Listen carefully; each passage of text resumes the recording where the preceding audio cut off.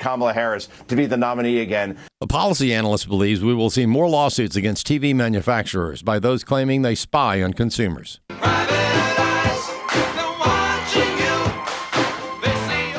Texas Attorney General Ken Paxton recently sued Sony, Samsung, LG, as well as Hisense and Technology Group Corporation, which are both based in China.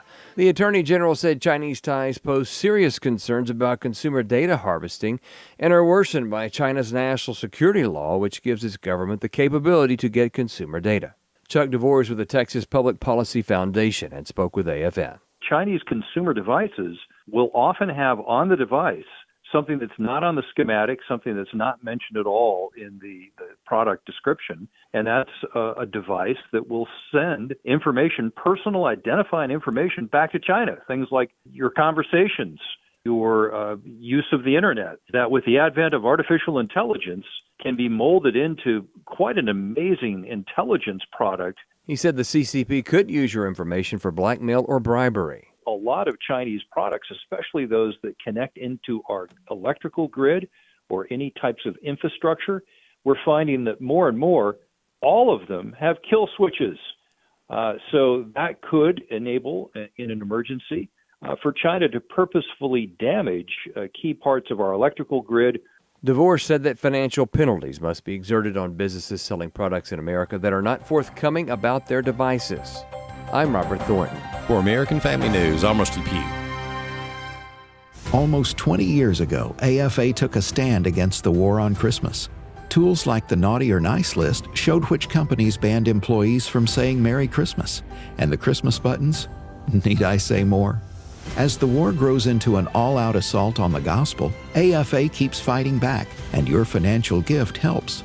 As our thanks this month, we'll send you a 10-pack of Christmas buttons to wear and share. Visit afa.net/Christmas2025 to give today. Welcome to Today's Issues, offering a Christian response to the issues of the day. Here's your host, Tim Wildmon, President of the American Family Association.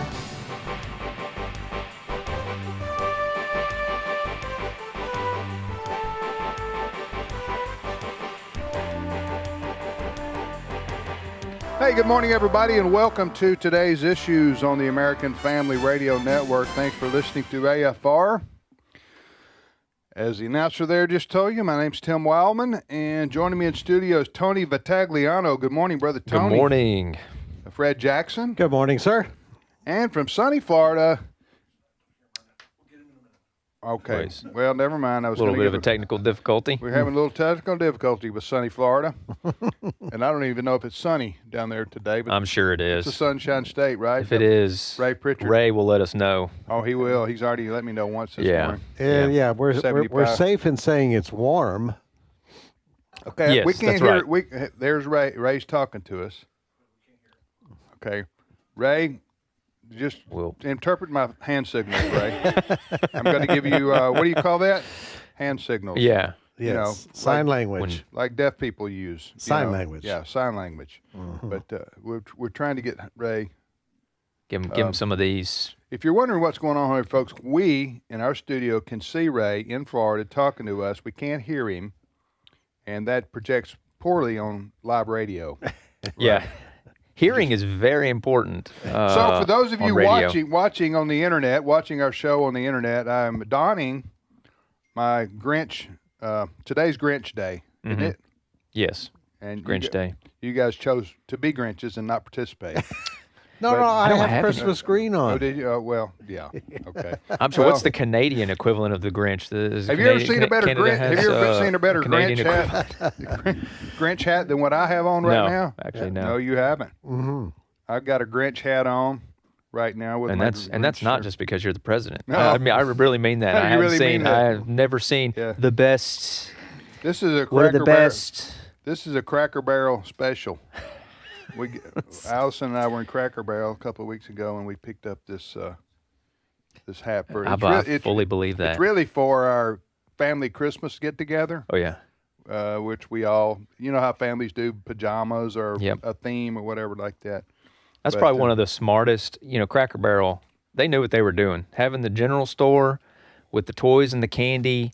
but right there at the front before you Right. go into the restaurant, it's just a kid. I lose all my kids every time we walk in there. They just Well, it's also disperse. Cracker's one of those places that they start promoting Christmas in August. Yeah. That's right. Huh? They want to get ahead of everybody Yeah, else. that's right. So anyway, I'm gonna take this hat on because I can't take myself seriously as a radio talk show host. At the bottom of the hour. If I keep this hat on, Ray, can you hear us now? Hey, can you hear me? There he There you is. are. Hey, I have no idea what happened. I think the alligators got into the signal here, ate my cord or something. Oh, me. How you doing, brother? Hey, I'm doing good. It's 68 degrees here in see, Florida. An iguana fell on his Fell on my Comrex. fell out of a tree. It gets below 70, the iguanas start falling out of trees. That's right. That is There. All right, so welcome back. Thank you. Ray Pritchard joining us. If you're new to the show, Ray joins us remotely on Tuesdays and Thursdays. All right, you were telling us this exhausting trip you took. I just wanted you to share it with our listeners so they can be also exhausted. Well, a week ago Monday, we left Hudson, Florida, just north of Tampa, drove up to Tupelo, spent the day in Tupelo on the air last Tuesday, then had a banquet, luncheon, and then the board meeting, and then drove from there that same day to Jonesboro, Arkansas, spent the night, drove up to Kansas City to our Kansas home, spent the night there, flew on Thursday to Portland, Oregon, and then Thursday night, Friday, Saturday, Sunday, I spoke at a Christmas conference at Cannon Beach Conference Center on the Pacific Coast, then drove back to Portland. Wait, there's more. Drove back to Portland, spent 8 hours in the Portland airport, took the red-eye flight from Portland to Chicago, got no sleep, landed about 6 in the morning, went to the hospital to see a dear friend who was the chairman of the board of our ministry for 20 years and battling with kidney cancer. And we got to see him one final time and pray with him and thank God for his life and ministry. That was Monday morning. And then went from O'Hare Airport to the hospital and then back to O'Hare and then flew to Kansas City and had dinner with our oldest son and his family Monday night. And then Tuesday morning got up and drove to Birmingham, and yesterday drove back here to Tampa, Florida. So that's about 3,000 miles in the last 9 or 10 days. I think I saw that same journey at the beginning of like one of the Indiana Jones movies, where he's around the map. That's what it reminds me of. Oh man! Dun, dun, dun, You drove one day from Kansas City to Birmingham? That's right. Yeah. How many hours was that? That was 12 and a half hours to Birmingham, and then the rest of the way yesterday. So we were a little bleary-eyed when we woke up this morning. So you're not responsible for what you say today. Even less responsible than usual. Let's put it that way.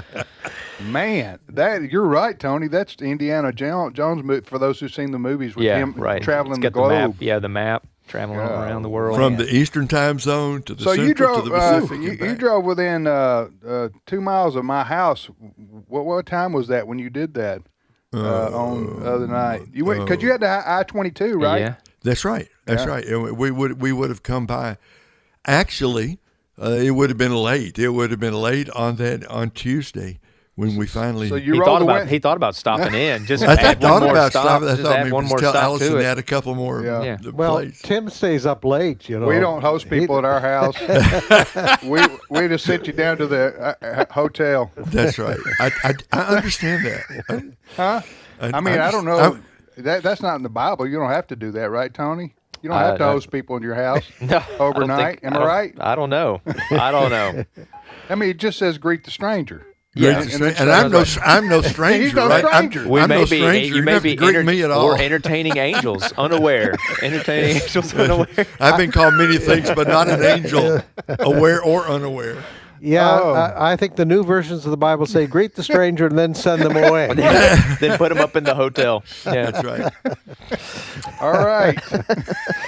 That's pretty much what the innkeeper in Bethlehem That's exactly did, right? right. There's no room in the inn. I know there are people that are really hospitable and they just host a bunch of people overnight, family members during Christmas and so forth. And I just, God bless that spirit. But that's not where the Lord's led me. It's not your spiritual gift. We all have gifts, right? That's right. We all have gifts and callings. One guy said one time, he had a bunch of people over at his house and for like a Christmas party. It got to be like 10 o'clock or something like that. And he said to his wife in front of all the guests, he said, "Honey, I think it's time for us to go to bed. Some of these people might want to go home." Hint, hint, hint. Oh, my goodness. All right. Lots to talk about today on the program. Dr. Alex McFarland will be with us at the bottom of the hour. So we look forward to talking to Alex about this story. Hobby Lobby, yes, that Hobby Lobby, is giving away 500,000 free copies of the Lee Strobel book, well-known Christian author, The Case for Christmas. And that's we just applaud Hobby Lobby for doing this. And we tried to get Lee Strobel on, the author, but he was unavailable. And so Alex is going to talk about that and The Case for Christmas. So we'll talk to him about that.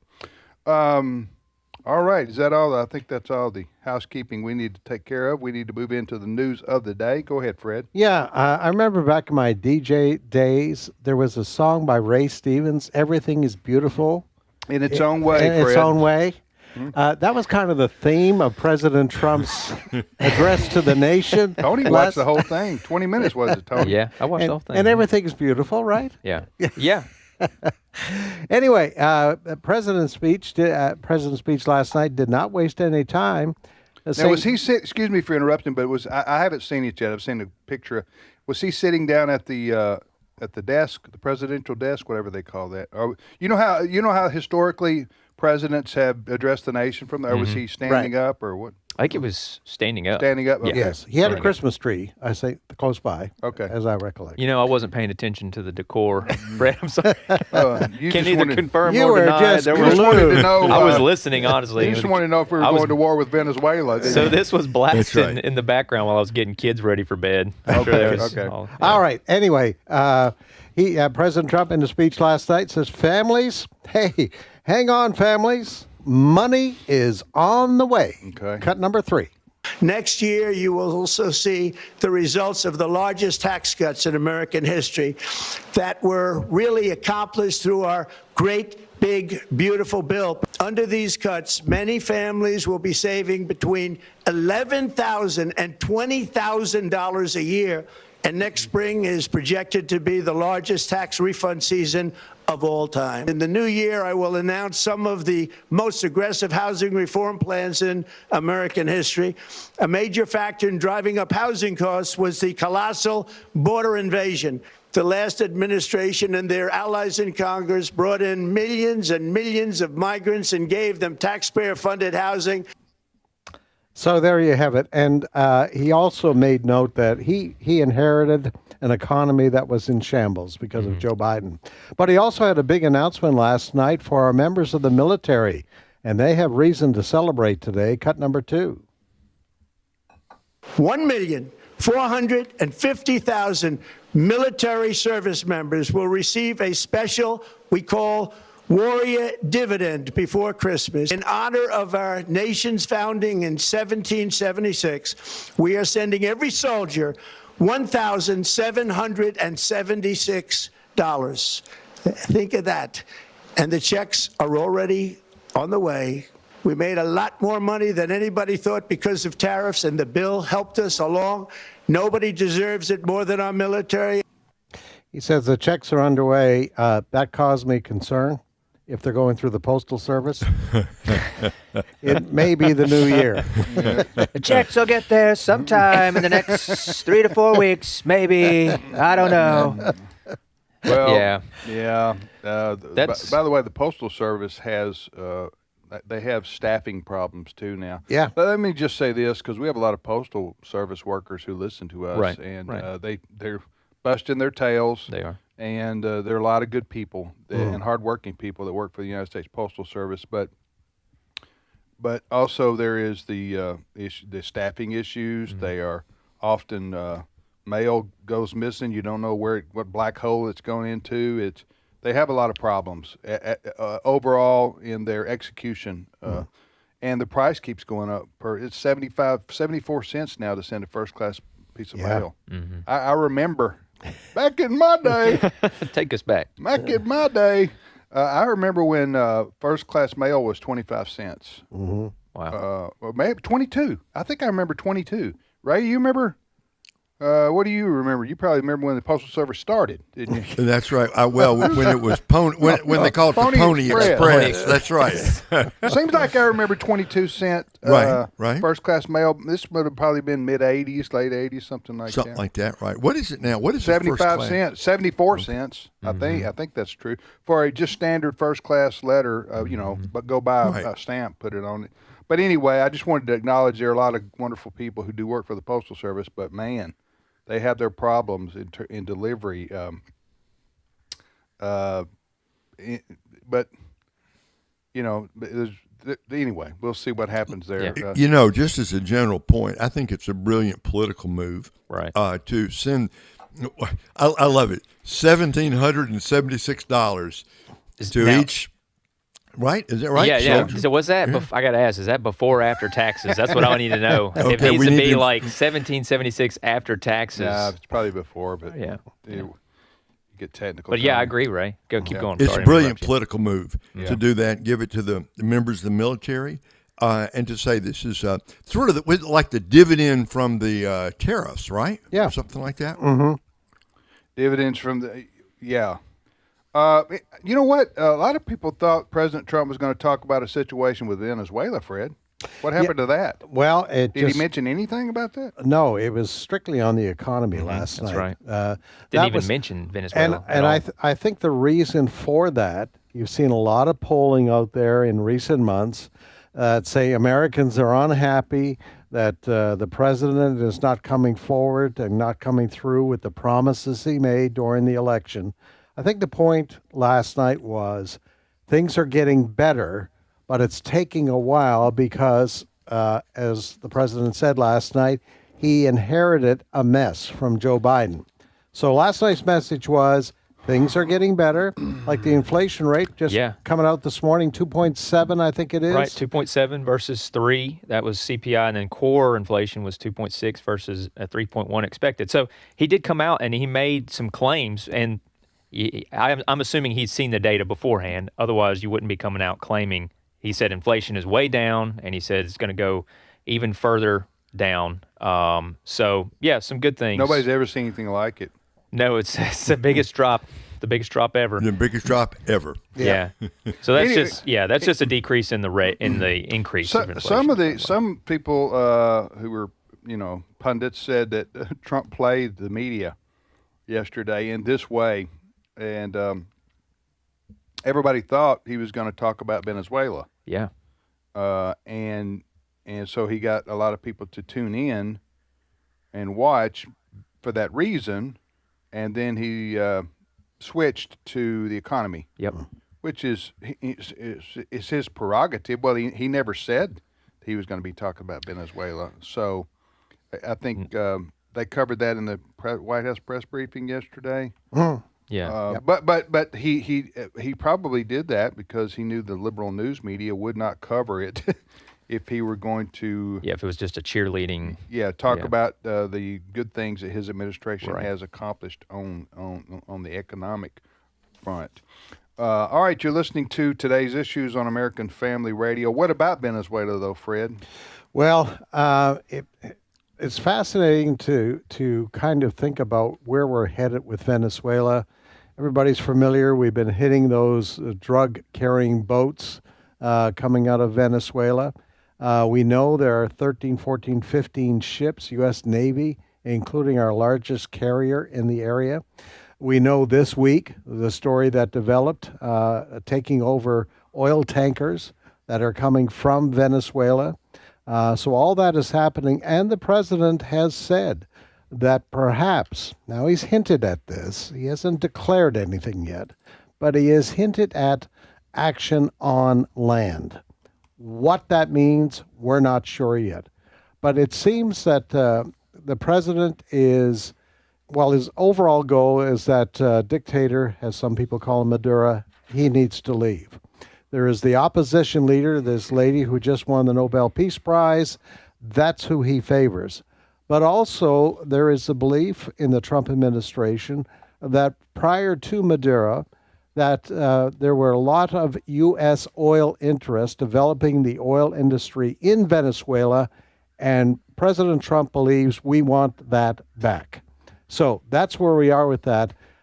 He's not going to move away from this anytime soon. No. I think his goal is, even though people don't like to hear this, his goal is regime change. Yep.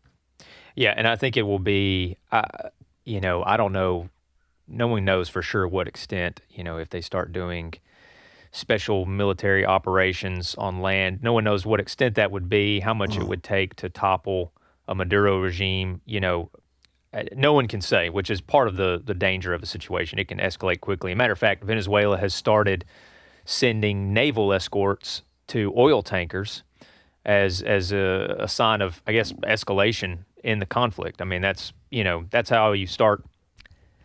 That's how you create friction. Is we're trying to stop those tankers, and now Venezuela is just kind of. Why are we doing this? Well, I think Fred is hinting at it. We want the regime change.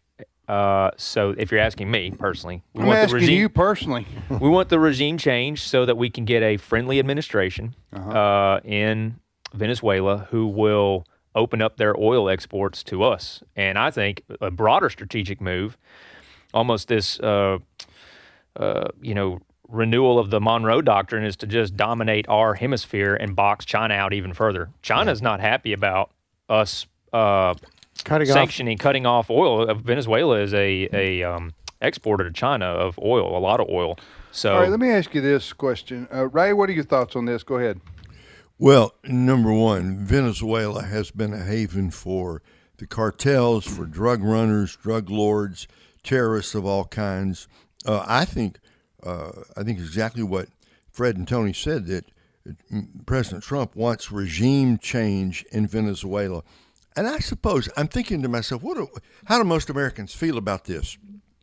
I suppose most Americans would say that's a good idea to get regime change down there. I think we don't want to see American boots on the ground. We don't want to see American troops invading Caracas, right? Mm-hmm. That's not going to work. Right.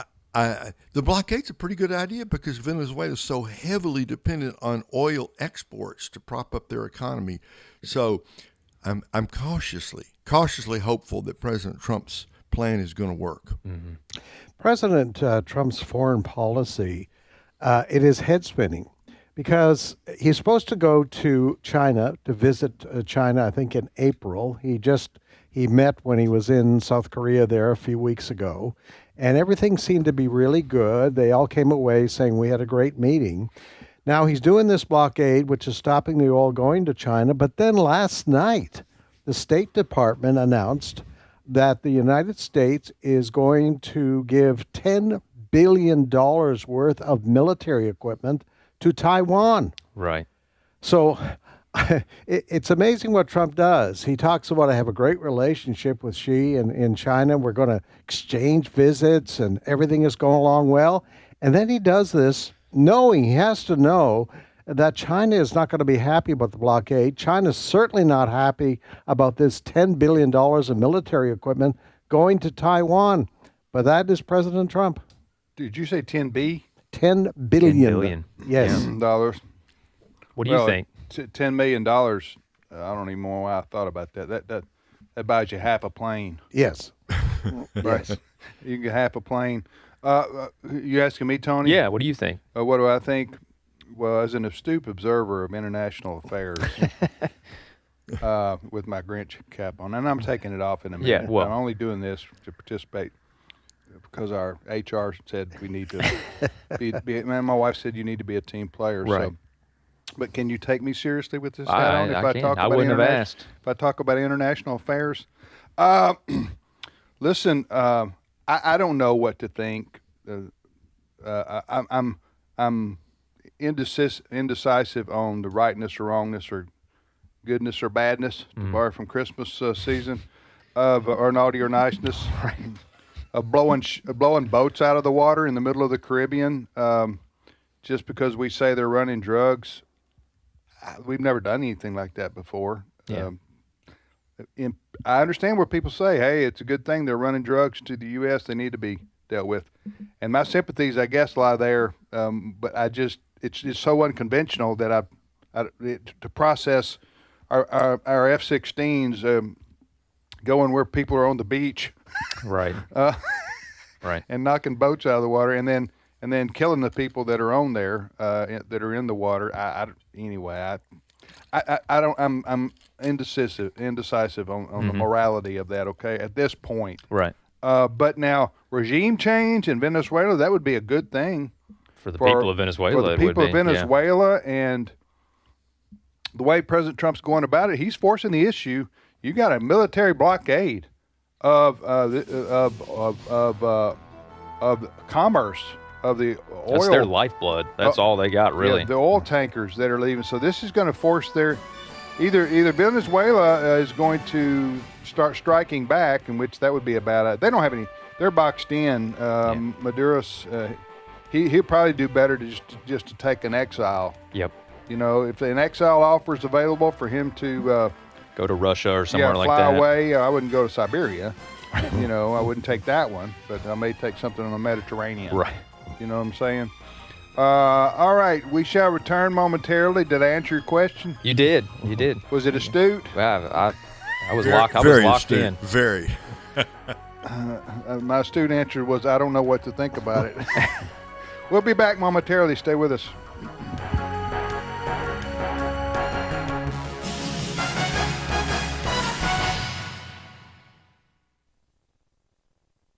It's my turn. Here is your host for My Turn, Don Wildmon. Life is full of mysterious happenings. Some of the mysteries seem to occur at such a right time that many of them are called simply a coincidence. Such a coincidence, perhaps one of the most famous of all times, occurred to a man who has been called the greatest American who ever lived, Abraham Lincoln. It happened one day while Abe was standing around on the front porch of the little country store that he and his partner, a fellow by the name of Barry, ran up in Illinois. Business was very poor. Barry turned to Abe during the course of their conversation and asked Abe a question. "How much longer do you think we can keep going?" Abe answered him, "Well, it looks like our business has just about winked out. You know, I wouldn't mind so much if we could sell everything we've got and pay all our bills and have just enough left over to buy one book, Blackstone's Commentary on English Law, but I guess I can't." About that time, a wagon drove up to the store. The man stopped the team and looked up at Abe. "I'm trying to move my family west, and I'm out of money," he said. "I've got a good barrel on here that I could sell for 50 cents. Abe gave the situation a good look. Then he reached into his pocket and pulled out what was, according to him, the last 50 cents I had, and gave it to the man. Well, the barrel sat on the porch all day long, and Barry made fun of Abe just about all of that time. Late that afternoon, Abe went over to where the barrel was and noticed some papers in the bottom. He put his long arm down and pushed the papers around until he hit something solid. He could tell by the way that it felt that it was a book. Abe pulled it out of the barrel and stood astonished. The book was the Commentary on English Law by Blackstone. Here are the words of Abe. "I stood there holding the book, looking up toward the heavens. There came a deep impression on me that God had something for me to do, and he was showing me now that I had to get ready for it." And Abe did prepare himself, mentally and spiritually, for the great task that laid before him. Now, I know that there are those who say that that was just a coincidence, and it could have been just that, or it could have been a coincidence with some divine planning behind it. Let us not rule that possibility out, for we cannot say that it was not any more than we can say that it was. There are a lot of mysteries like that one. Paul says that we should be stewards of the mysteries of God. And we should be, because it's true what William Cooper said. God moves in a mysterious way, his wonders to perform. He did then, and he does today. This has been My Turn with Don Wildmon, a production of the American Family Association. Therefore, preparing your minds for action and being sober-minded, set your hope fully on the grace that will be brought to you at the revelation of Jesus Christ. 1 Peter 1:13. American Family Radio. This is Today's Issues. Email your comments to comments@afr.net. Past broadcasts of Today's Issues are available for listening and viewing in the archive at afr.net. Now, back to more of Today's Issues. Hey, welcome back, everybody, to Today's Issues on the American Family Radio Network. Thanks for listening to AFR. I'm Tim Wildmon with Tony Vitagliano, Fred Jackson, and Ray Pritchard. We're all four here, and because we thought, hey, we don't have enough voices on this show this hour, we invited our good friend Dr. Alex McFarland, host of Exploring the Word, each afternoon at 3 o'clock Central Time with Brother Bert Harper, to join us now. Good morning, Alex. Merry Christmas, everybody. Merry Christmas. Merry Christmas. What you got planned? Well, exploring the Word and just being with Angie and family. And I do have a special surprise for Angie, but I'm not going to say to a nationwide radio audience because it might get back to her. Oh, okay. So you bought her a special gift, I guess. I did. As opposed to... I bet you I can guess. It's a special jar of peanut butter. Well, no. Hey, that reminds me. I haven't got mine from you. Do you know what? We ran out. We ran out of ran peanut out of butter. peanuts? Wait, we hold on a ran minute. out of peanut butter. You ran out of peanut butter? Well, for those who are new to this show, Dr. Alex McFarland, my brother Alex in North Carolina, has a peanut farm. Yes. And he makes peanut butter and sends it out as gifts to people from the McFarland Peanut Farm. And I get mine every Christmas, right? It might be the first week of January this time. The Postal Service. Wait a minute. Wait a minute. That sounded like I was trying to embarrass Alex, and that was furthest thing from my thinking right there. We really do sell peanut butter, and all the money that it goes to missions. And I have a number in my heart. I believe one day the peanut butter company is going to do massive work for missions. So, amen. And we had made peanut butter. My grandmother taught me how to make peanut butter, and so we've been doing it since 2009. We started the company in 2009. Everything it's ever made, 100% of the profits have gone into missions, and it will continue that way. You know, when I think about peanuts, I think about South Georgia, or maybe or Alabama. That's good. Maybe South Alabama. Yeah, and a lot of peanuts come out of Oklahoma too. Really? So peanuts. And Georgia. Okay. Wow. And I knew Georgia. Georgia's known for peanuts, but North Carolina too. Huh? What do you got to have? Certain kind of soil or what? We use all Spanish peanuts, twice roasted. Are they legal? Pardon? Oh, yes, they are. Yes, they're using illegal peanuts. Totally. We go through INS. They are legal Spanish peanuts. Well, I mean, I just had to ask. I know everybody else was doing the same thing. Okay, legal peanuts. But yeah, there's a website, Alex McFarland Peanut Butter. There you go. Are you serious, Clark? Type it in, Tony. I've known Alex for a long time. I've never been to his website. Alex McFarland peanutbutter.com. Oh boy, is that right? Oh boy. I hope we go to... there's a couple of ways. Here we go. McFarland Farms peanut butter and wow. Me Nuts for Peanuts. MeNutsForPeanuts.com. Okay. Now, took me a second. When that popped up, I was like, oh, well, okay. All right. Here we're good. McFarland Farms. I got to give a shout out to my dear grandmother. Tim, when you get to heaven, you will meet Joy McFarland. Okay. And Mama Joy, she was one of my best friends growing up, but she was a very godly lady. She's the one that taught me how to make peanut butter. And, anyway, she also was the one, when I was a little bitty kid, she said to me, she said, "You're going to be a preacher." And I said, no, I'm not. Because, I didn't. We grew up in a pretty liberal Presbyterian church. And when I was in college is when the Lord really got a hold of my life. But the only preachers I knew anything about were not terribly impressive. And my grandmother would say, you're going to be a preacher one day. And I said, Grandmother, I'm going to do a lot of things, but I would never be a preacher. And anyway, she lived 1 month. I got saved at 21, and about a month later, she went on to heaven. But my grandmother, somewhere on the website, I haven't been on the website in a little while, but her picture's in there. And I am on many levels, indebted to my dear grandmother. What's the website, Tony? Well, it's Me Nuts for Peanuts. MENUTS. The number four. Peanuts.com. Okay. Dr. Alex McFarland, peanut farmer extraordinaire, joining us. Well, thanks for coming on. Yeah. The peanut butter goes to missions, for real. That's a really good, worthy cause. Amen. Yep. Absolutely.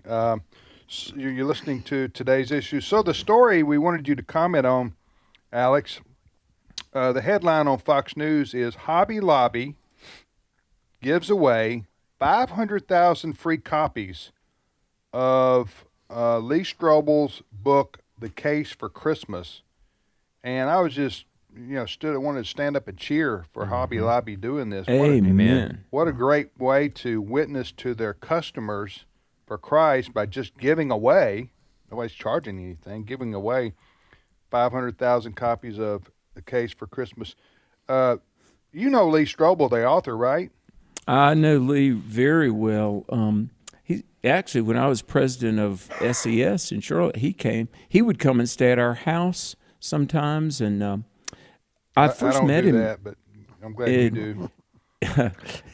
I've known that goes Lee back to the previous segment, Alex. I'm sorry you didn't hear that, but okay. I have a conviction about hosting people at my house. So, so we don't do that, but I'm glad you do, and somebody stands up. Yes. Yeah, go ahead. We've known Lee a little over 25 years. And hey, this is a great story. He very famously wrote a book. Actually, it's one of the biggest selling apologetics books ever, called The Case for Christ. Mm-hmm. See, Lee Strobel has a law degree from Yale University, New Haven, Connecticut. And Lee, for years, was an atheist. He was a decorated journalist with the Chicago Tribune.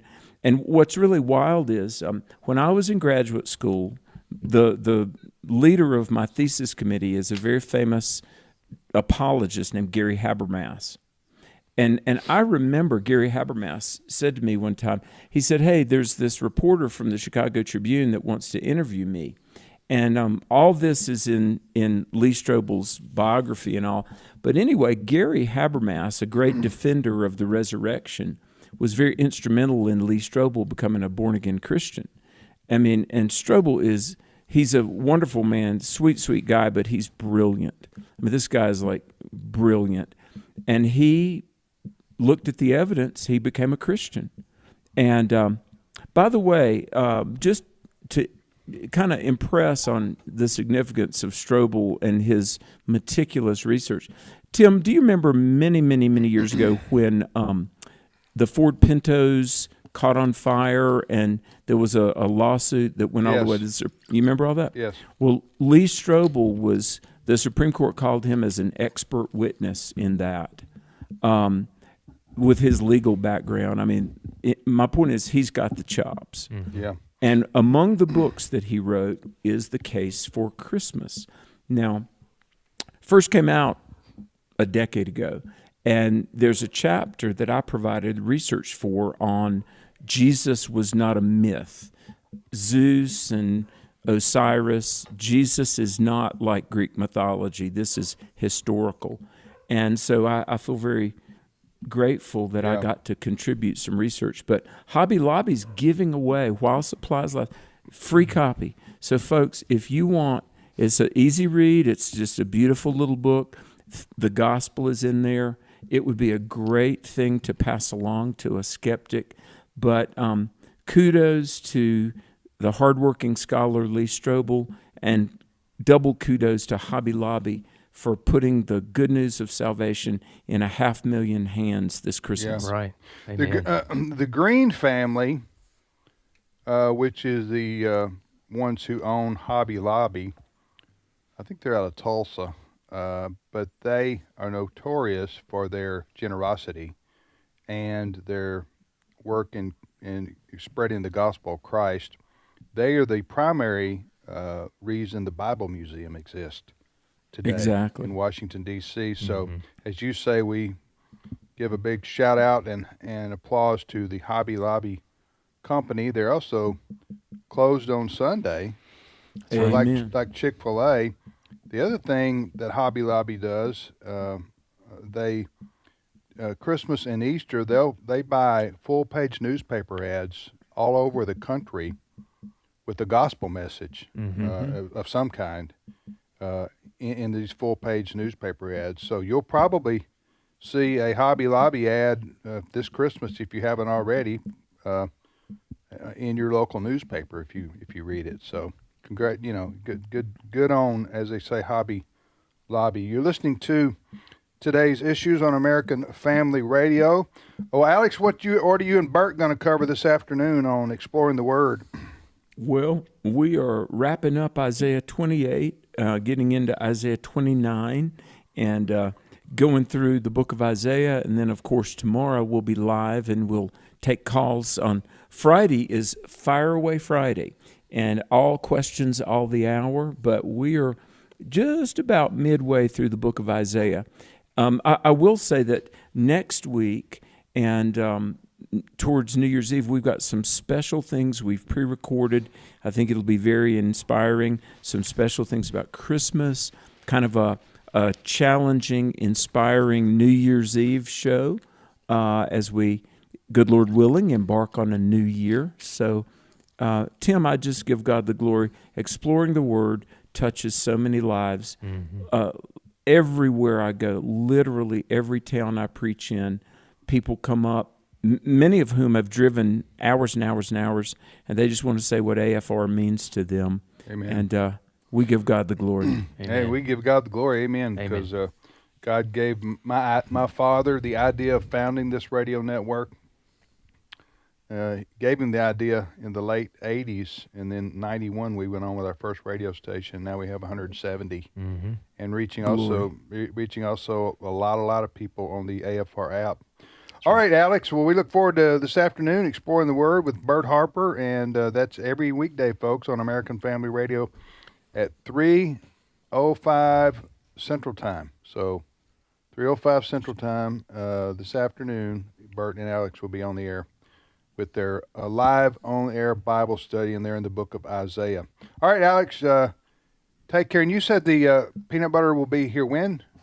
Early January, I promise. Early January, because I look for it every year. The site says 5 to 8 days after ordering, so. Yeah. Is that what it says? Okay.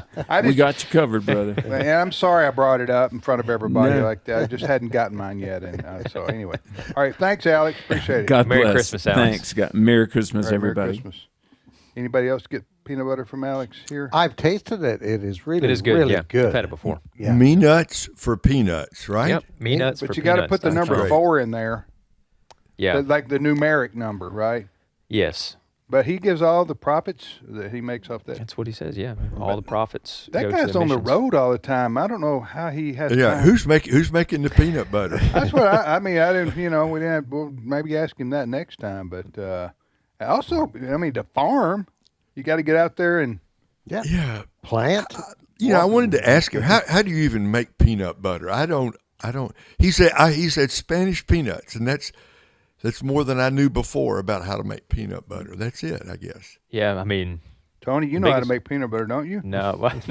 It's in my in all my homesteading that I do in my free time. I just haven't added peanut butter on there yet. So I'm somewhere between, the organic milk and the Alex is chickens and the gardening. He's probably like Colonel. He's probably like Colonel Sanders. He's not going to give away his recipe to everybody. Oh no, I'm sure. I think they lay them out on a big floor and they walk on them. And they walk on them like people squash the grapes when they're making wine. Same idea. I think you got your peanuts and your cranberry farmers mixed up there, Fred. Oh, dear. Walking on peanuts. Oh, my goodness. That's a song. And walking on peanuts. I think that's Katrina and the Waves. Yes. From the 80s. Yeah. Walking on Sunshine, which is a peppy song, by the way. It is. Yes. Tony, you want to reel this show back in? We need to. I think we. I'm not the person to do it. I think Fred needs to get us back on, Fred, get us on back target on track, here. Fred. Yeah, give that's us some. right. That's news why I'm or here. some- All right, go ahead. Dan Bongino. I think most folks in our audience are probably very familiar with him. Probably saw him first on Fox several years ago. He left Fox, did a podcast, and then all of a sudden, out of the blue, early this year, he was announced as the FBI's deputy director. Now, a lot of folks thought Dan Bongino, knowing him, he's out there. He's a former Secret Service military guy, and is kind of an A personality. Mm-hmm. And when I heard he was going to be deputy director, a lot of people said, that's not the kind of personality. Deputy director is the kind of guy who looks after things behind the scenes and kind of administrative. So it wasn't a total shock when I heard last night, yesterday afternoon actually, that he has resigned. Mm-hmm. He is the first high-profile appointee of the president to leave. Why is he? He wasn't even there a year. No, no. Why is he leaving? Well, what did he say? This is where Well, he thanked the president for the opportunity, the appointment, et cetera, et cetera. Now, he didn't specifically say why he was leaving. So that's where the speculation begins. That the speculation being that he didn't get along with the attorney general. Yeah. And had a difference of opinion. Pam Bondi? Yep. Pam Bondi had a difference of opinion on what to do with the Epstein files. Mm-hmm. Now, that's out there. That's speculation. But anyway, they did not get along. You know, when the resignation announcement came out last night, she said, good luck, Dan. We hear he's going back to Fox and will be co-hosting a show on Fox, which probably is a better platform for him, given his personality and the degree of his opinions on where things are in the nation. Tony? I think he probably had the expectation, as did a lot of people, which hasn't, in my opinion, panned out exactly the way we all want it, that he would come in and start cleaning house, and that there would be sweeping reforms, investigating, obviously, the failures of the Secret Service at Butler that almost cost President Trump his life. I think he probably came in a little idealistic and was met with the cold, hard reality of the bureaucratic state in D.C. And like we mentioned, he was told, deputy director is probably, it's not the level where you get to make those sweeping changes that need to be made. So he probably was frustrated, and after giving it a shot for a year, realized that nothing was going to change. Knowing his personality, almost everybody listening to us has heard or seen Dan Bongino over the years. He is going to say, yeah, he's a firebrand. When he leaves, he's going to say why he left. Maybe not now is appropriate when he's not out of office yet. Now he was so you got Pam Bondi, who's the Attorney General. That's a cabinet level position. Obviously, we know that. And then Kash Patel is the FBI director. The FBI director is under the Attorney General. That's his boss. Am I right? Mm-hmm. Correct. Okay. So Dan Bongino was Kash Patel's underling? Deputy, yes. Deputy. So he's 2 levels removed from being in any kind of real position of authority, I guess you could say. Although that's pretty high. Your deputy director, whatever, of the assistant to the FBI director. I mean, that's pretty high level. But I imagine he'll say, what's going on, what the reason he left. What would they have disagreed about on the Epstein files, if that's true? The degree of release, I think that Yeah. had to do how much you're going to put out there. Yeah, there was. Well, like what? I mean, what? Well, if I had to get, and this is all again, like Fred says, we're all just speculation. But we're Dan speculation probably, and rumors. That's the those are the two pillars upon which a talk show is. That's right. That's built, right. That's right. Do we remember the interview? The very weird, odd interview with Dan Bongino and Kash Patel. Was it with the Fox News? Was it with the Fox News host, I believe. I can't remember which one, but they were both very kind of robotic in their denial of certain allegations about Epstein, whether he killed himself or not.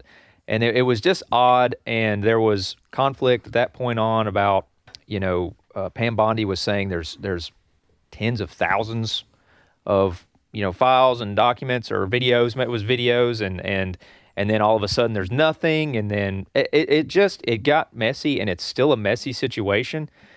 So again, just speculating, I would say Dan is probably just washing his hands of it. Let me ask you this: what?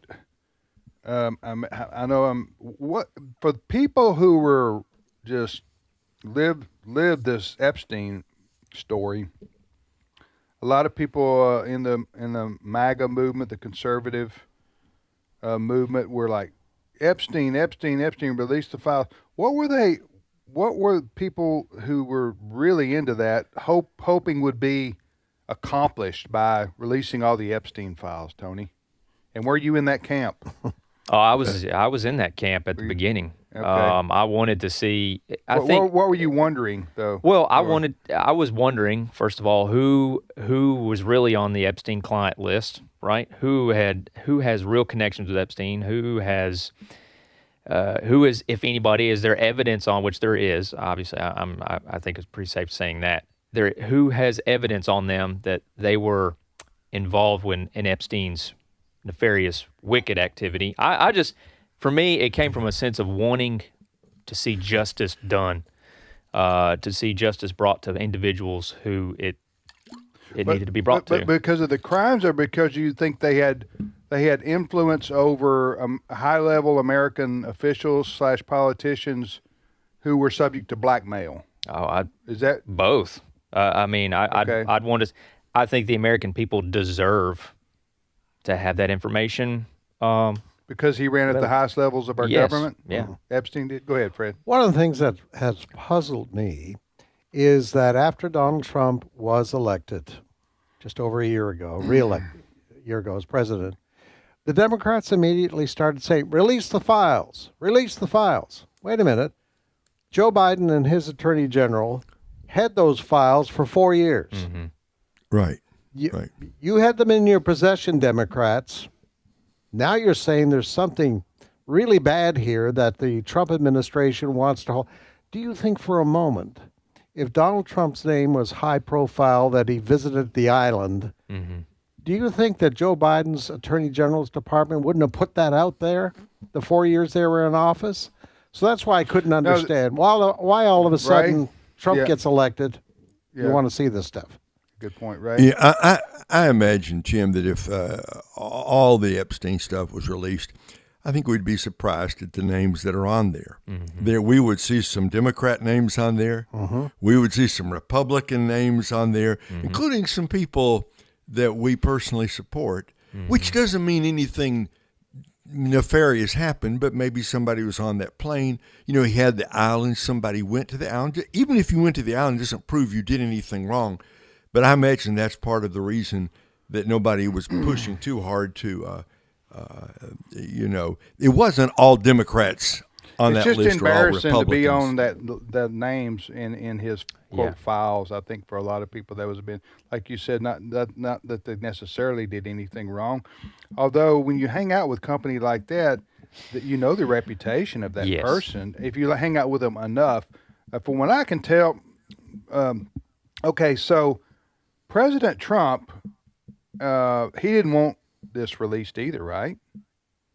Well, lately he has said, "Go ahead, do I know he did, but there was supposedly tension between him and some of the other administration on how much to release. now you could take that two ways. You could take that because you could say, well, because his name's on there. Mm-hmm. And there's never been anything about Trump doing anything unethical, immoral, or illegal having to do with his relationship with Jeffrey Epstein. That's correct. I just look at it like they were both. Trump was a New York business tycoon, and he was a playboy, and he ran in the same circles as this guy in New York City, and a lot of liberals did too. They're Democrats and whatever. Bill Clinton. Well, Bill Clinton looks terrible in all this. Huh? Am I right? Yeah. Right? He does. He does. I mean, he looks terrible. He looks like the worst of them all in terms of politicians. His relationship with Jeffrey Epstein was, but maybe this episode's all behind us, but goes back to our point about Dan Bongino. Mm-hmm. You say maybe he was at odds with Pam Bondi. Yeah. But listen, okay, and again, I've said President Trump, there's no evidence of him doing anything wrong except maybe having bad judgment on having a friendship with this guy. But you're talking about going back to the 80s and 90s, and who knows what was going on back then. But now, I think President Trump didn't want this out in the news just because his name was attached to it and they got all those pictures. And so, again, not that he did anything wrong, but he didn't want it to be the top story when he's dealing with all these other issues, which in his mind are more advantageous to his administration. Does that make sense? Yeah. Okay. We shall return with more of today's issues on American Family Radio with Steve Paisley Jordahl in just a minute.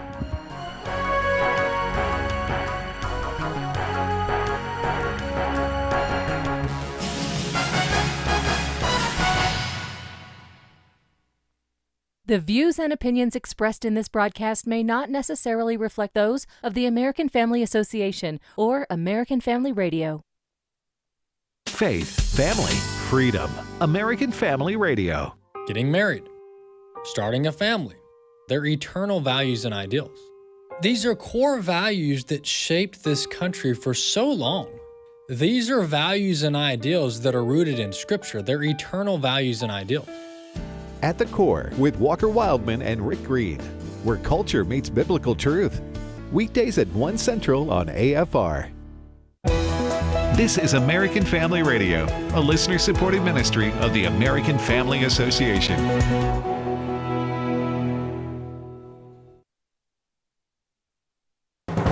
American Family News, I'm Rusty Pugh. Australia has pledged to crack down on hate speech and violence following a mass shooting at a Jewish holiday event in Bondi Beach in Sydney as authorities thwart another planned attack. Steve Harrigan is there in Sydney with the latest. Australia's counter-terror police are in action in a very big way in a suburb of Sydney. In heavily outfitted tactical gear, they rammed 2 vehicles, detained 7 men they say were planning a violent attack on the way here to Bondi Beach to carry out an attack. But police saying there is no connection at this point between those plans and the attack that did take place here on Sunday. In the meantime, as funerals continue for the 15 people killed in that attack here, some video has been released, cell phone video, that shows 2 of the victims, Rabbi Schlanger and 10-year-old Matilda. You can get the sense of what a joyous celebration this was in the moments before that attack. President Trump addressed the nation last night to tout the work of his administration, and Republicans are reacting. Alabama Senator Katie Britt defended the president from Democrat critics by saying much of his policies haven't gone into effect yet, and saying the address was a breath of fresh air compared to what former President Joe Biden would have done. President Otto Penn, that just left office, could have never done that. He very clearly said to the American people, I see you. And look at the things that we've done. What he has accomplished in just these first 10, 11 months is remarkable. But I think more is yet to come. Republicans in the House passed a bill that they say will lower insurance costs in a 216 to 211 vote. It doesn't extend Affordable Care Act tax credits. House Speaker Mike Johnson says it brings changes that all Americans want from the health care system. The Lower Premiums for All Americans Act does exactly what the title suggests. It will reduce premiums for all Americans by, on average, at least 11% overall. And that's just the beginning. There will be much more to come, more ideas in the first part of next year to bring down the cost of health care. The Department of Health and Human Services has implemented new restrictions on gender manipulation of children. HHS Secretary Robert F. Kennedy Jr. says evidence shows these procedures harm children, and doctors who condone it are committing malpractice. Doctors assume a solemn obligation to protect children. Yet doctors across the country now provide needless and irreversible sex-rejecting procedures that violate their sacred Hippocratic oath by endangering the very lives that they are sworn to safeguard. The American Medical Association, the American Academy of Pediatrics, peddled the lie that chemical and surgical sex-rejecting procedures could be good for children who suffer from gender dysphoria. Meanwhile, a new report says a school district is teaching young kids 28 different sexual orientations and 9 gender identities. Bronson Woodruff has more. San Diego Unified School District is reportedly teaching this to young children because it says students as early as kindergarten are, quote, name-calling and using anti-gay and anti-trans slurs. The LGBTQIA+ terminology student panel welcome slides talk about 9 different gender identities. Some include demi-girl, demi-boy, and gender fluid, as well as third gender and agender. There's also a slide about dead naming, and another slide from the Trevor Project that names 28 LGBTQ youth sexual orientations. Some include agosexual, queer demisexual, and heteroflexible, as well as semisexual. Greg Bird of California Family Council. Well, California schools have been pushing this radical gender and sexual ideology for a long time. It's coming out of the state capitol, so seeing it actually implemented in San Diego is not surprising. He said parents across the state have been raising alarms about this, quote, age-inappropriate content long before this particular story broke. And what's different now is that we just had the Supreme Court clearly affirm that parents have a right to opt their children out. There was a case out of Maryland. That was the Mahmoud versus Taylor case, he explained. And the Supreme Court said that parents have the right to opt their kids out of any performances that are interfering with their ability to pass along their religious values to their children. I'm Bronson Woodruff. More news online at afn.net and on the AFN mobile app. I'm Rusty Pugh. Hello, my name is Andy Miller, and I'm the president of Wesley Biblical Seminary based in Ridgeland, Mississippi. We are developing trusted leaders for faithful churches, and we do that based in the authority of Scripture and in the reality that Christians can be transformed. We do that also through bachelor's, master's, and doctoral degrees. We'd love for you to learn more about Wesley Biblical Seminary at wbs.edu, where we're developing trusted leaders for faithful churches.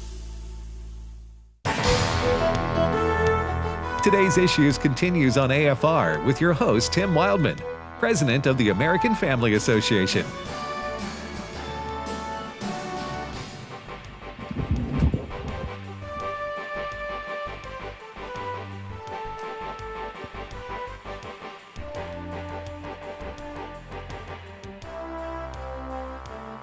Hey, welcome back, everybody, to today's Issues on the American Family Radio Network. Thanks for listening to AFR. Here on the Today's Issues program, Tim with Tony and Ray, and we thank you for listening. And joining us now, Steve Paisley Jordahl. Good morning, Steve. Good morning, everybody. So, doing okay, Steve? Yeah, doing well. Thank you. All right, go ahead. I've got something to add to last hour. I think that's going to be very important. I think that will help solve some of the problems you guys were having. I figured out, or I looked up how to make peanut butter. Okay, yeah. So this is important. After the discussion you had last hour. So basically you take peanuts. Okay. You put them in a food processor. You grind them up. Taking the notes. And they become peanut butter. Okay.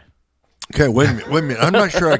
I think I missed a step or two there. No, that's it. Just one step. What? Peanuts. What? Food processor, peanut butter. No, now come on. At some point, you could add like honey or molasses if you want to make them sweeter. And Did you Google this? Is that where you got this? I did. Okay. You could add oil if you want to make it a little creamier and everything. But basically, peanut butter is peanuts. Well, we're getting a cease and desist from Alex right now. That's right. That's right. We're going to be sued right here. There's got to be more to it than that. It seems like it, right? How does it get oily? And peanuts contain that oil. Okay. It's kind of locked in there, and that's you keep doing it. Eventually, it unlocks that oil, and it starts to thicken, I guess, and turn into the consistency that we know. So the all important question then is, the differentiation, Steve, must be in the peanuts themselves. It would right? have to be in the peanuts, and perhaps some. I mean, there could be additives, the flavor additives, like you use the right peanut oil if you're going to add oil to the mixture. Yeah, just so much there to explore. Okay, you're saying if I got 5 gallons, is that right, or 5 pounds of peanuts? Pounds of peanuts. Okay, and then chop them up, or pureed them. Well, what's the right word? Food process them. Process right? them, yeah. Okay, then the goop at the bottom would be peanut butter. No, everything would eventually be peanut butter. Okay. I'm seeing a new Food Channel show right there. I think we can do it. It's made. The peanut butter wars. Oh, I love it. I love it. So Allison, my wife and I, we've all right. I'm gonna lose my man card on this one. Here we go. But we've been watching a The little war bit. that sticks to the roof of your mouth. What's that? We've been watching a little bit of the. You've been watching the Food Channel? Yeah. Do you know where I'm going with this? It's the holiday. Oh, I love those holiday baking shows. Okay, there you go. I love them. Okay, then I'm them. not a wimp. No, you're not. Okay. No, it just means Ray has to hand his over also. That's right. That's right. Both of us. Oh, we've been watching a little bit of this food challenge, holiday food challenge cook-offs or whatever with that guy. the championships. Right. Yeah. It's pretty interesting, pretty cool. But by the time you get through watching an episode, you feel like you put on about 3,000 calories. I know. Just from watching it on TV. Not a lot of. Huh? Not a lot of fat-free, low-calorie desserts they don't, there. that I'm sure. doesn't stop. They don't do that kind of rate. Oh, no. We're talking about really Load it up. elaborate gingerbread houses Yeah. and your cookies and the The tarts, right? More butter and more sugar, the better it is. That's right. That's so anyway, I always joke with my wife because she likes the butter in the cooking. Tim, do you ever watch those shows and say to yourself, I could do that? Alice and I should go on this. I'm gonna try it one day. Try to do some of that. I don't know. Put an AFR team up there. Bring it up to the office. Tell everybody. I made this. Tell everybody who made it. Yeah, It would go real quick. I think people would. is- They would only eat it if I sat there and watched them. That's right. And then, this is so so if I good. but anyway, they do have some interesting shows on there, especially this time of year. Talking about the Food Channel. All right, you're listening to today's issues on American Family Radio. So I get to keep my man card. Yeah, you for can now? keep it. Okay, Yeah. You're thank good. Thank you. They've all already right. taken mine. Somebody just came in and took mine right Right now. in front of you. Yeah. Yeah, right in front of me. These days we need Of course, as I'm many. switching over to football pretty quick. Though. That's These right. days we It's need as many college people to football, keep the their man playoffs. card as That's right. possible. That's So right. All right, Steve. Hey, what do you got? I got. for us? Let's just start with a little nice piece of, let's call it political irony. So there is a law that President Trump is using to justify or to be able to blow these drug boats out of the water from Venezuela, Like Miami Vice. just like that. And it's called the Maritime Drug Law Enforcement Act of 1986. Oh, yeah. Oh, that yeah, I one. remember that You one. remember that one? Oh, yeah. I was in favor of that. Yeah, it basically allows. Ray, I remember you weighing in, and it was very That's right. controversial. I at the took a time. stand. Look, I'm convinced. This is before I was paying attention. And I'm convinced there's a law that you can go back to justify anything in our government. If I had to guess, it's like Basically we're true. referencing according to the maritime. What was it called? The Maritime Drug Enforcement The Maritime Drug Enforcement Law of 1986. That's We're going to right. start blowing up people. Well, big beautiful I mean, law. It Big just, beautiful you can law. just point back to it. But No matter what you do, there's a law that you can reference. that Wait gives for the other shoe to drop, though. All right. It was That authored. would be a flipper. But anyway, go ahead. It was authored by Chuck Schumer.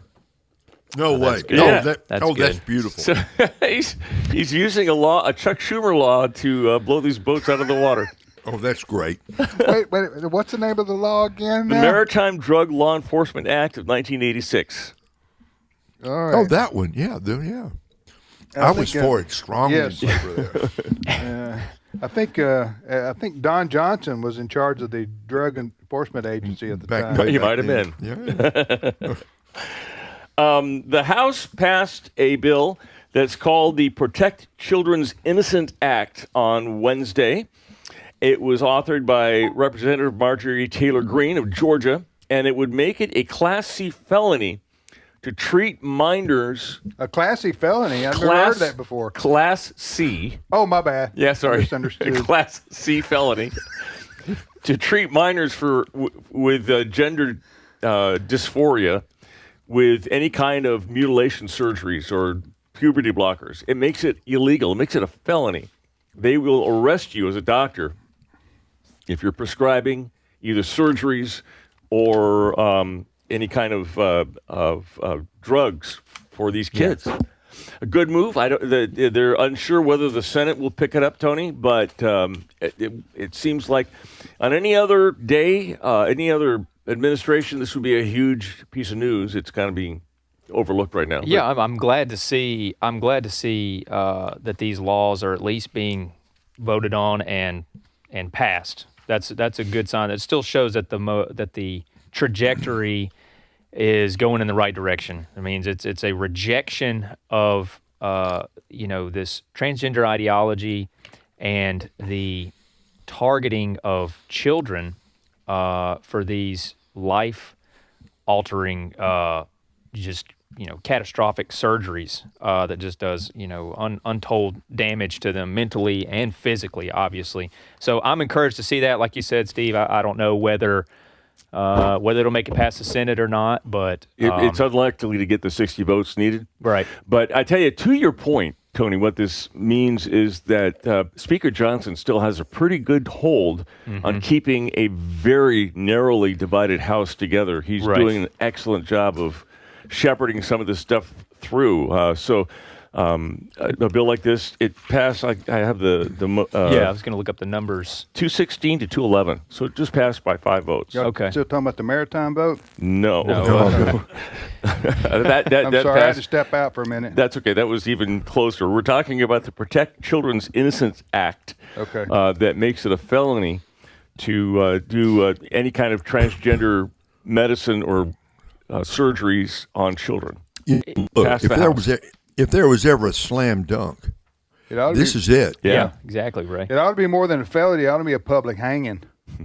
I agree. You're not opposed to that? Yeah. Anybody that would mess with children in that fashion that's horrible. I think it just 216 to 211, just a razor thin vote. That's almost a party line vote. I'm guessing. It is. It is a party. Yeah. The fact that Democrats still they're going to die on this hill. This is a hill they're going to die on. The fact that they are still voting against something like this to protect children it's mind-boggling. But I guess they're too deep at this point. Yeah, the Democrat Party as a whole, not every single one of them, but Fetterman, so there's a couple of them, they are all sold out to the transgendered movement. Okay, they wholeheartedly believe in that. So they believe that you should be able to give children puberty blockers. I mean, genital surgeries, and oftentimes without even parental consent. They would say it's evil, it's wicked, and it's one of the big issues that the Democrats, when they lose races, they lose on these kinds of things. Well, and it's being rejected. It's being rejected in polling across the nation. Right, it's being rejected at the state level. Right. Even at the possibly at the federal level. Not to mention the women in sports. I don't understand it, but it's a smart political move. I would guess, Ray, that the Democrats would prefer that this not even be brought up, that we just ignore it. I think that Johnson bringing this up is kind of keep putting it in their face, right? Well, look, the minimum that needs to happen here, Steve, is it needs to go to the Senate, and let's put everybody on the record, right? Yeah. Okay, so maybe you don't get 60, maybe you get 52, 53. Let's force the Democrats to take a stand on this issue, because this is one where the country is in favor of protecting our children. Right. And so force the Democrats, smoke them out, get them out of the shadows, and let them take a stand on this issue. I agree. All right, you're listening to Today's Issues on the American Family Radio Network. Today's Issues is the name of this show. Tim and Tony Vitagliano join me today with Ray Pritchard and Steve Paisley-Jordan. Next story, Steve. It's been fascinating to see the reaction to this Vanity Fair hit piece that came out. Did you guys talk about this at all in the first hour? Vanity Fair piece? No. Vanity Fair, Susie Wiles, the chief of staff to President Donald Trump, and some people say the only person holding a rein on this man, granted an interview to Vanity Fair. It has never worked out well for conservatives when this has happened. I don't know why they did it. They may have learned a lesson not to, but it's been fascinating to see the reaction. So I want to play you a montage of how you would imagine that the liberal news media and people like The View are just using this with glee. Let's listen to what they have to say. This is The View, Stephen Colbert and Chris Hayes having a field day with this, cut 11. Sounds like the adult in the room. She is the adult. Well, then why does the toddler in chief have the nuclear code? Vanity Fair, I mean, they did those people wrong, man. Maybe they're doing the Lord's work. I like to remind all of you that you're not crazy. What's happening is crazy. In the pages of Vanity Fair, they confirmed it. Who's they? Them's is. The crazies. Boy, doesn't that just encapsulate the entire mentality of all the groupies and the hangers-on, all the facilitators and enablers around him in MAGA? It's interesting. So the administration has been playing this, like leaning into this, actually. Nobody seems to be too upset. As one example, the photography that they use, they pick the most unflattering pictures of all of these people they could possibly find and put them up in the article to make them look really stupid. One of the pictures of Marco Rubio standing in a room from the side, and he's kind of leaning over, looking pensive. It's not a very good picture. Marco Rubio has made this now his official Twitter picture. Yeah. So listen, this was a story. Whoever at the White House had the bright idea of granting an interview with photographs, sit-down photographs for Vanity Fair, a lefty magazine, that's a terrible idea from its inception. So I don't have any sympathy for them. They're not wanting sympathy. They want to play into it. I don't have any sympathy for them, and I don't think that they want any. I viewed what Susie Wiles said. She's the chief of staff, right? Yes. Mm-hmm. As basically, this was sort of a. They turned it into sort of a spoof on themselves. Mm-hmm. So they are making it. But if anybody really expected Vanity Fair to give President Trump and his administration a fair shake on an interview, then you're naive, right, beyond measure. Dana Perino was one of the spokespeople for President George W. Bush, and she has a story about her. They did this to her. Listen to what she has to say. Cut 12. I had my own little lesson in Vanity Fair PR. In 2006, I was convinced by a writer of Vanity Fair that Karl Rove had never been given a fair shake, and that he was going to take a fresh look. And so I went to Dan Bartlett, the head of communications, and said, "Is it cool if I work on this? Because I really think I could really do a good job." And he was like, "Yeah, knock yourself out." Well, we pulled out all the stops, everything possible for this reporter, and it was the meanest piece I've ever read in my life with the worst photograph. And I was under my desk in a fetal position, just like. You were standing. Learn your lesson. Exactly. If you are a Republican politician, you are not going to get the glossy treatment that some people might think they deserve, but you're never going to get it. You would have to do it yourself. Vanity Fair, the clue is in the name. But Trump knows this. Trump called them fake media. That's one of the things that caught on back in his first time around. Anyway, next story. What's the next story? The leftists continue to protest ICE wherever they are, and in fact, they're starting to protest things that aren't ICE because they can't tell the difference. They're not smart enough to tell the difference. Dateline New Orleans, the Internet Crimes Against Children Division of the Justice Department was out in the streets making some arrests. And the brilliant minds on the left decided that they looked like ICE, so there must be ICE. And they recorded themselves confronting these people. Let's listen to cut 14. We know you are. So ICE, Border Patrol, we're not ICE, Louisiana. Internet crimes against children. We hunt online predators. Oh, yeah, cool. I don't really buy that. No, thanks. Yeah. Online predators with all of you in tinted windows. We don't respect whatever you do. Well, we have child predators. So. Right. We don't believe you. They're not at Bromart at noon on a Wednesday. In tinted Friday. windows. You'll see the article tomorrow. Okay, cool. We'll see it too. Bye. A child predator wouldn't be out eating at a restaurant at noon.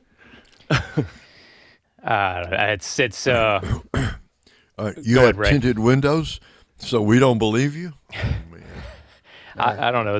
There's a lot of people whose brains are broken. Trump has broken them, and you lose the ability when you're driven by ideological hate. You lose the ability to think rationally, and you lose the ability. One of the worst parts of it, in my opinion, you lose the ability to recant or go back on something you've committed to doing or saying.